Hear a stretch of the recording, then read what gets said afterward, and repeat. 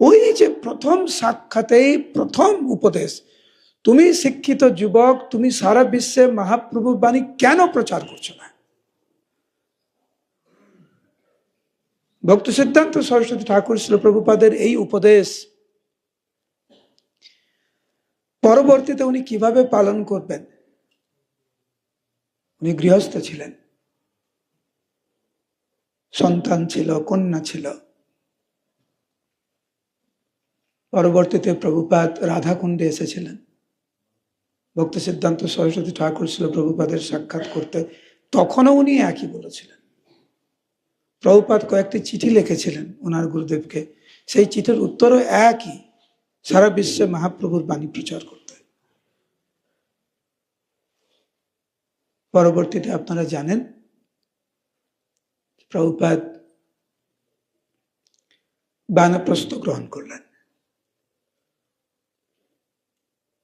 আমরা 6 তারিখে যে পঞ্চক্রোশ পরিক্রমা করেছিলেন, যেখানে কেশিঘাটের ওইখানটা প্রভুপাদ ছিলেন।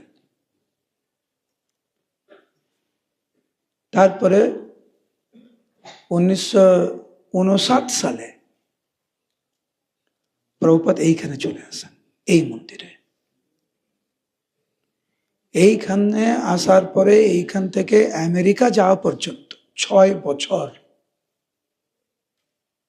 প্রভুপাদ এইখানে ছিলেন।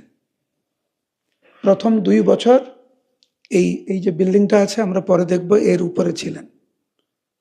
পরের বছরগুলি উনি নিচে চলে এসেছেন। একটা জানালা আছে, আপনারা দেখতে পাচ্ছেন, পরে আমি দেখিয়ে দেব। ওই জানালা দিয়ে এই প্রভুপাদ রূপ গোস্বামী পাদের ভজন কুটির এবং সমাধি উনি দর্শন করতেন। এইখানে রূপ গোস্বামী পাদ ওনাকে দর্শন দিয়েছিলেন, অনুপ্রেরণা দিয়েছিলেন সারা বিশ্বে প্রচার করার জন্য।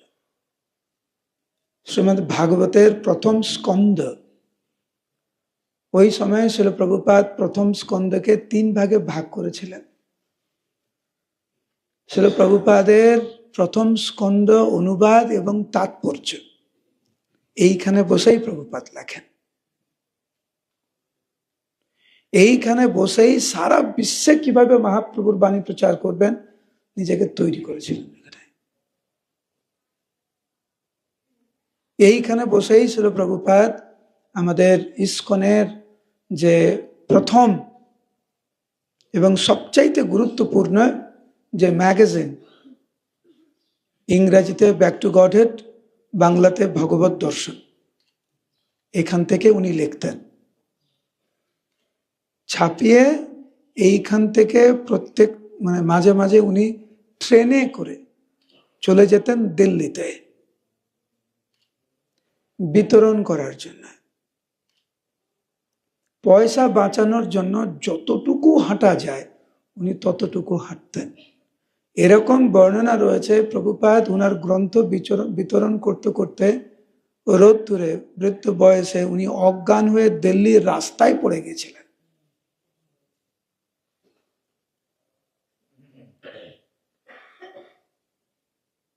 এইখান থেকে উনি দিল্লিতে যেতেন পেপার কিনতে, যাতে গ্রন্থ প্রকাশ করা যায়। কারুকে যদি বলা হয় যে পেপারগুলি এই জায়গা থেকে ওই জায়গায় নিয়ে আসো, পয়সা লাগবে। প্রভুপাদ পেপার কিনে মাথায় বয়ে এক জায়গা থেকে আরেক জায়গায় নিয়ে যেতেন, যাতে 2 পয়সা বাঁচে। প্রভুপাদের তখন তো কিচ্ছু ছিল না। এটি হচ্ছে ইস্কনের শুরু, ইস্কনের ইতিহাস। আর এই রাধা দামোদর মন্দির থেকেই প্রভুপাদের অনুপ্রেরণা এবং বাস্তবায়িত হয়েছিল। প্রভুপাদ আমেরিকা থেকে ফিরে আসার পরে, আপনারা জানেন প্রভুপাদ আমেরিকায় ছিলেন কিছু সময়, তারপরে প্রভুপাদ অনেক অসুস্থ হয়ে যান। আমেরিকাতে ওনাকে হসপিটালে ভর্তি করা হয়েছিল, কিছুটা শরীর প্যারালাইজ হয়ে গেছিল। তারপরে ধীরে ধীরে প্রভুপাদ ঠিক হন। তারপরে প্রভুপাদ বলেন আমাকে ভারতে ফিরে যেতে হবে যথার্থ সুস্থ হওয়ার জন্য। আমি আবার ফিরে আসব। ভক্তরা খুব ক্রন্দন করেছিলেন। প্রভুপাদ কয়েকজন ভক্তকে নিয়ে এই রাধা দামোদর মন্দিরে এসেছিলেন। যতক্ষণ না পর্যন্ত আমাদের কৃষ্ণ বলরাম মন্দিরে যথার্থ পরিকাঠামো না গড়ে ওঠে, ততক্ষণ পর্যন্ত প্রভুপাদ এখানেই ছিলেন। সেই জন্য প্রভুপাদ বলতেন, রাধা দামোদর মন্দির হচ্ছে আমার নিত্য গৃহ। প্রভুপাদের শব্দ ইটার্নাল রেসিডেন্স। আমার নিত্য গৃহ হচ্ছে এই রাধা দামোদর মন্দির। তো এখানে বর্ণনা করা হয়েছে যে কিভাবে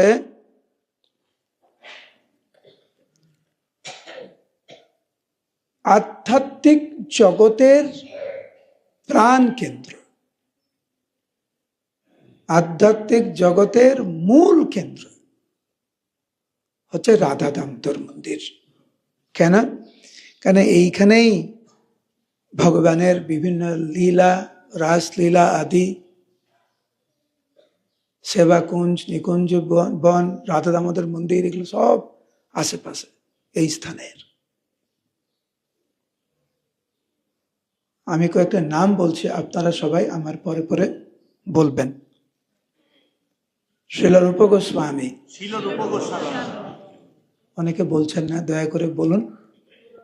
শ্রীল রূপ গোস্বামী, শ্রীল সনাতন গোস্বামী, গোপাল ভট্ট গোস্বামী, রঘুনাথ দাস গোস্বামী, রঘুনাথ ভট্ট গোস্বামী, ভূগর্ভ গোস্বামী, লোকনাথ দাস গোস্বামী।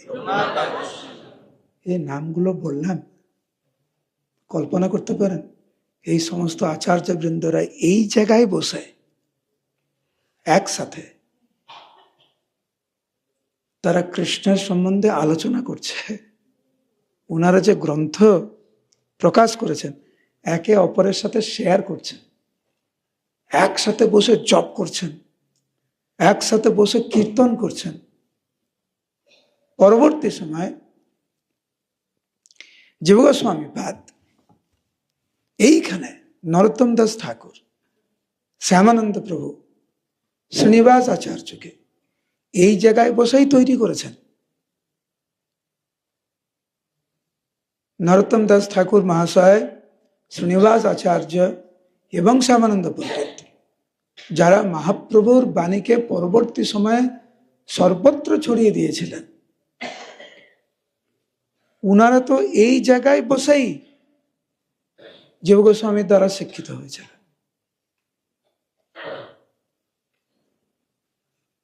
এই জন্য এইখানে এই স্থানকে বলা হয় সমস্ত আচার্যদের প্রধান কেন্দ্র। ঠিক যেরকম আমাদের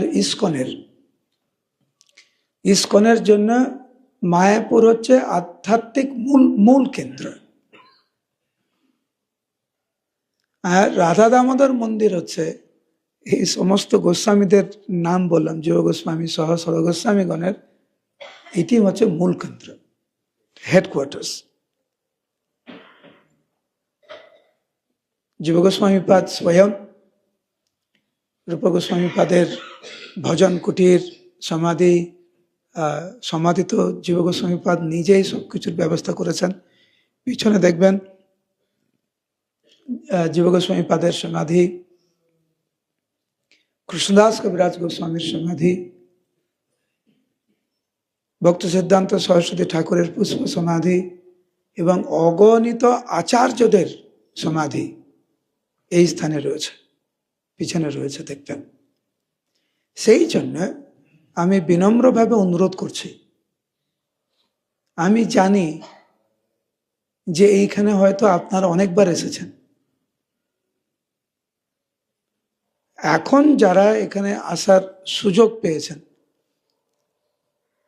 এর সদ্ব্যবহার করুন, ঘুমিয়ে না। সবাই বলুন হরে কৃষ্ণ। আমি দেখছি অনেকে ক্লান্ত, অনেক ক্লান্ত, আমিও কম ক্লান্ত না।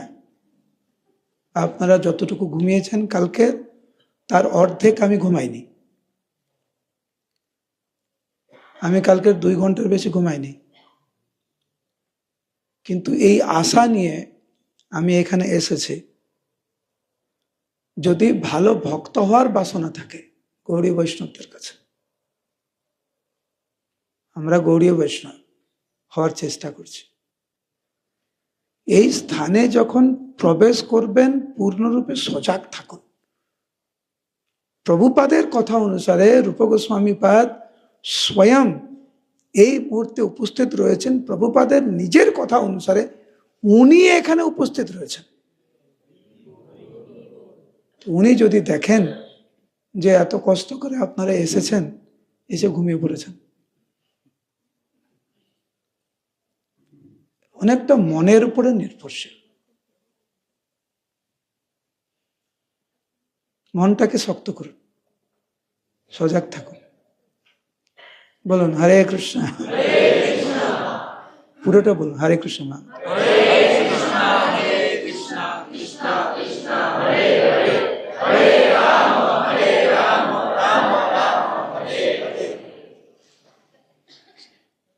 আমরা যেদিনকার টের কদম্বতে গিয়েছিলাম সেদিকে আলোচনা করছিলাম যে টের কদম্বে রূপ গোস্বামী পাদ ব্রহ্মমত বা গৌড়ীয় সম্প্রদায়ের সংবিধান রচনা করেছেন ওইখানটায়, এবং গোস্বামীগণের সাথে সেই সংবিধান আলোচনা করেছেন এইখানে, এই রাধা দামোদর মন্দিরে।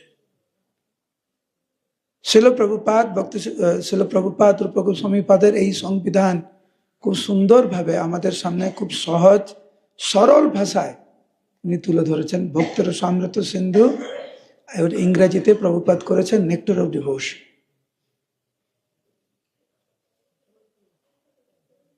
এই জায়গার মহিমা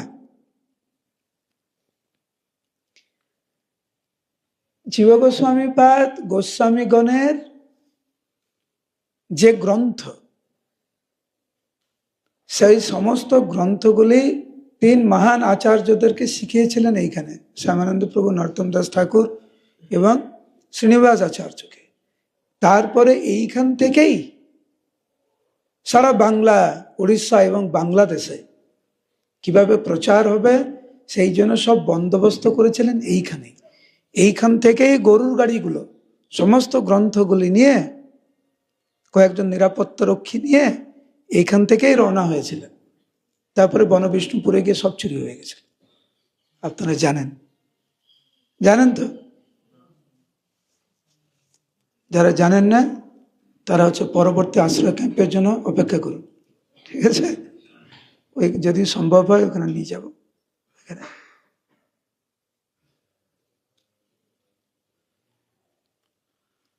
প্রভুপাদ প্রত্যেক দিন ওইখানে ছবি আছে, দেখবেন প্রভুপাদ ওই রুমে বসে আছে, প্রসাদ পাচ্ছে আর এদিকে তাকিয়ে আছে। প্রভুপাদ ওই রুম থেকে আচার্যগণের কতবার সাক্ষাৎ দর্শন করেছেন। এই স্থানে নিত্য বিরাজমান ওনারা প্রভুপাদ কতবার দর্শন করেছেন। উনি কৃপা করে কয়েকবার প্রকাশও করেছেন ভক্তদের সামনে।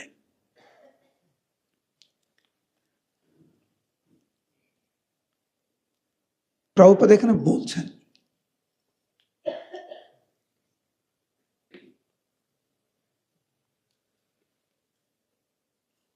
what more holy place is there in all of creation to be inspired and prepare myself, মন দিয়ে শুনুন, for this great preaching mission than the temple of Radha Damodar.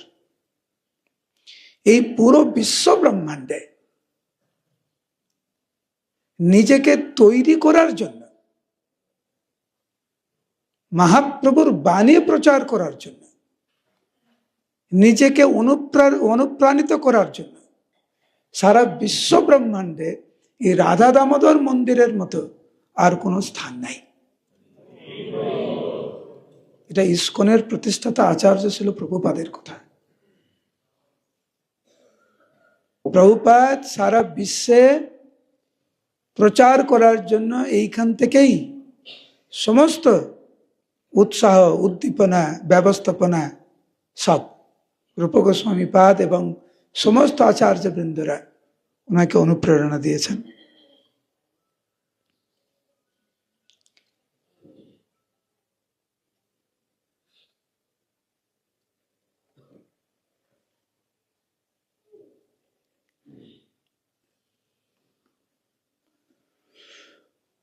আপনাদের মনে কোনো বাসনা আছে?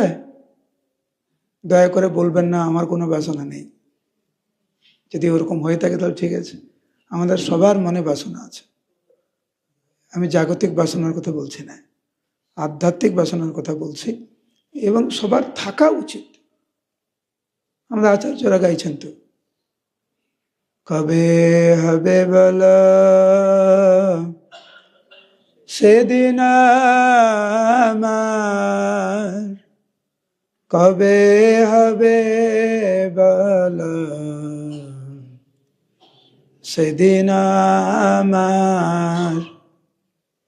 ভক্তনাথ ঠাকুর, নরোত্তম দাস ঠাকুর, সমস্ত আচার্যবৃন্দরা কত আশা করেছেন।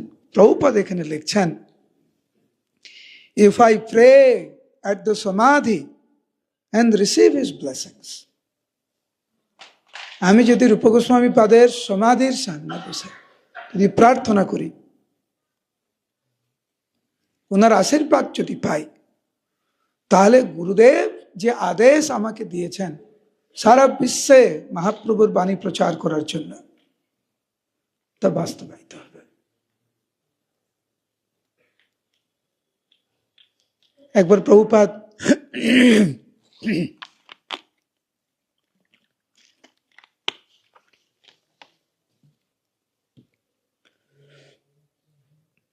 খুব চিন্তিত ছিলেন, খুব চিন্তিত, মানে আমেরিকা যাওয়ার আগে।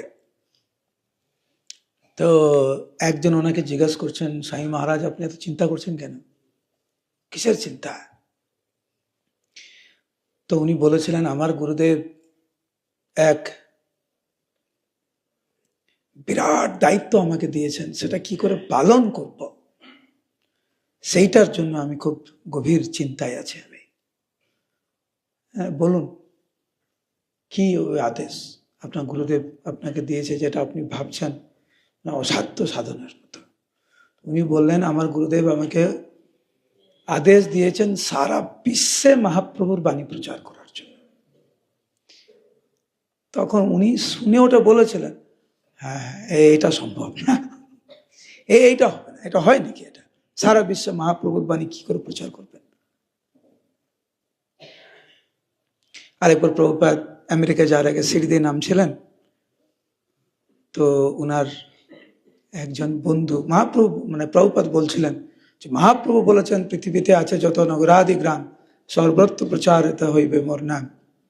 তো ওনার বন্ধু প্রভুপাদকে বলছেন, স্বামী মহারাজ এটা কোনোদিন হবে না, এই বলে গেছে, কথার কথা বলে গেছে, কবিতার ছলে বলে গেছে, এটা হবে না, এটা যে কার দ্বারা হবে? প্রভুপাদ তখন ওনাকে বললেন, তোমার এত সন্দেহ, নিশ্চিত রূপে তোমার দ্বারা হবে না।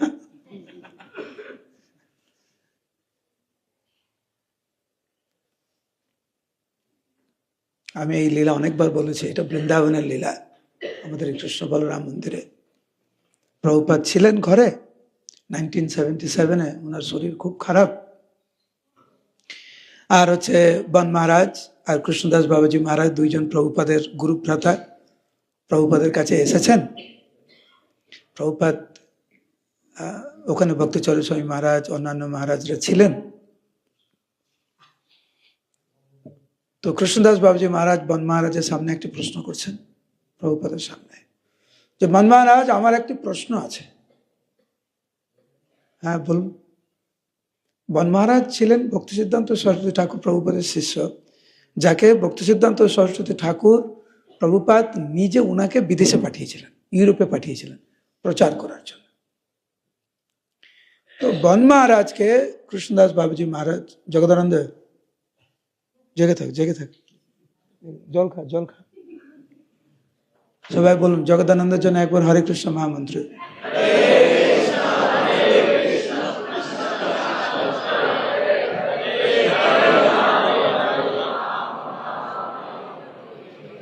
আরেকবার যারা যারা ঘুমাচ্ছেন তাদের সবার জন্য উচ্চস্বরে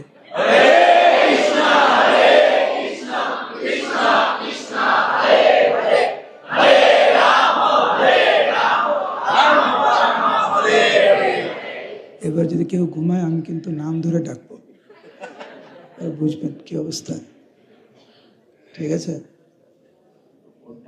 উচ্চস্বরে বলুন হরে কৃষ্ণ। ঠিক আছে, ঠিক আছে, শুধু হরে কৃষ্ণ। তো কৃষ্ণদাস বাবাজি মহারাজ বন মহারাজকে জিজ্ঞাসা করছে, আমার একটা প্রশ্ন আছে। কি প্রশ্ন? আপনি শিক্ষিত,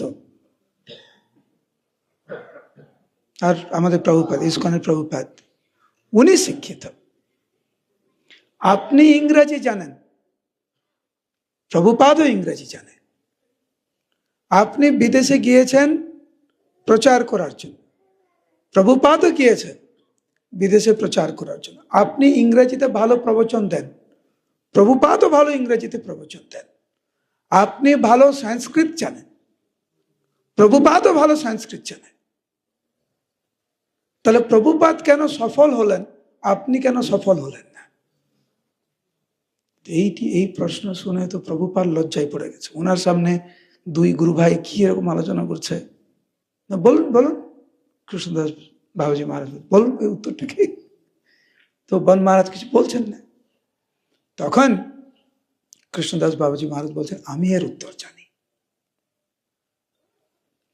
উত্তর হচ্ছে প্রভুপাদ নামের উপরে উনার পূর্ণ বিশ্বাস ছিল, পূর্ণ বিশ্বাস নামের উপরে। আমেরিকায় গিয়ে 70 বছর বয়সে একটি গাছের তলায় বসে প্রভুপাদ শুধু নামের মাধ্যমে সারা বিশ্বের মানুষকে ঐক্যবদ্ধ করেছেন।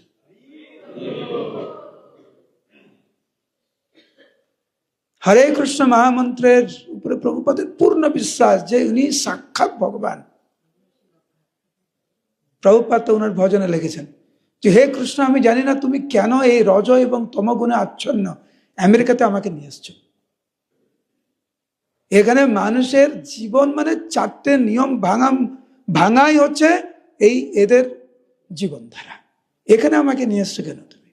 তুমি যেহেতু আমাকে এখানে এনেছো, নাচাও নাচাও প্রভু নাচাও সে মতে, তুমি আমাকে যেইভাবে নাচাতে চাও সেইভাবে নাচাও। ভক্তি নাই, বেদ নাই, নামে খুব পড়ো, ভক্তি বেদান্ত নাম এবে সার্থক করো। আমার ভক্তি নেই, আমার জ্ঞান নেই, আমার নামটা খুব পড়ো, কি নাম? ভক্তি বেদান্ত। প্রভু যেহেতু তুমি আমাকে এখানে নিয়ে এসেছো, তুমি এ নামের সার্থক করো। আমি তোমার হাতের পুতুলের মতো, আমাকে যেইভাবে নাচাবে আমি সেইভাবে নাচব। ভক্তদের সেবার মনোভাব, ভক্তদের জীবন ধারা হচ্ছে এইরকম।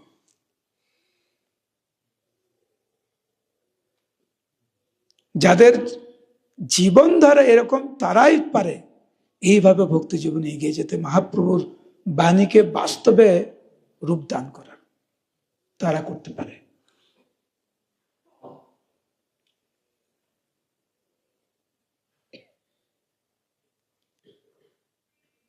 প্রভুপাদ এইখানে এসে ভগবানের বেশভূষার ব্যবস্থা করতেন, রাধা দামোদর প্রসাদ পেতেন, পরিক্রমায় যেতেন, এইখানে পরিক্রমা করতেন।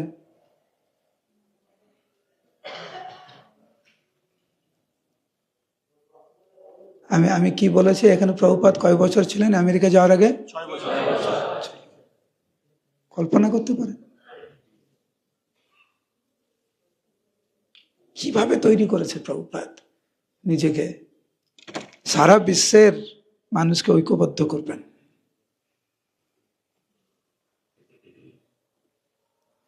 আরেকটি গুরুত্বপূর্ণ বিষয় হচ্ছে, এখানকার প্রভুপাদ এই স্থানকে প্রার্থনার স্থান বলে উল্লেখ করেছেন। এরকম শব্দ ব্যবহার করা হয়েছে, he prayed and he prayed. Prabhupada এখানে প্রার্থনা করেছেন, কেবল প্রার্থনা করেছেন।